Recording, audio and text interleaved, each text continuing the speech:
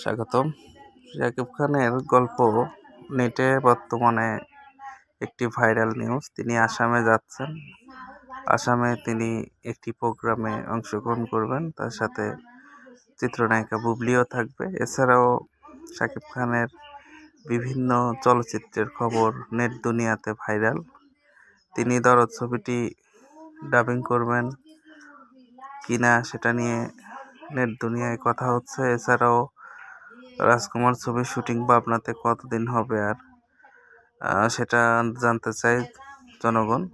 এছাড়াও শাকিব খানের আপকামিং যে মুভিগুলো আছে, তুফান, তারও কি তথ্য, তুফানে কোন নায়িকা সেট হবে সেটা নিয়েও দর্শক মহলে আগ্রহের কমতি নেই। শাকিব খানের নিউজ নেটে প্রতিনিয়ত বিভিন্ন চ্যানেলের মাধ্যমে প্রকাশ করা হয়।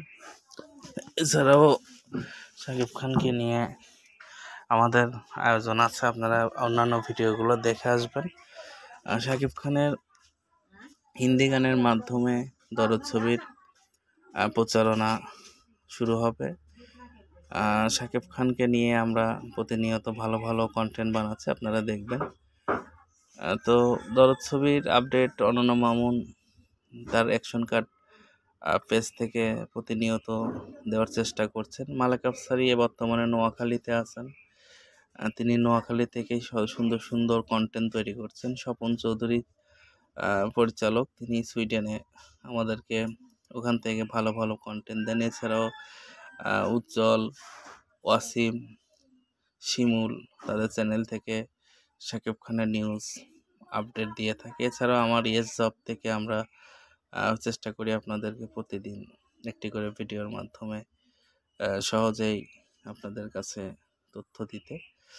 তো রাজকুমার, শাকিব খানের আসাম যাওয়া, বিভিন্ন নিউজগুলো বাংলা চলচ্চিত্রের এখন টপ নিউজ।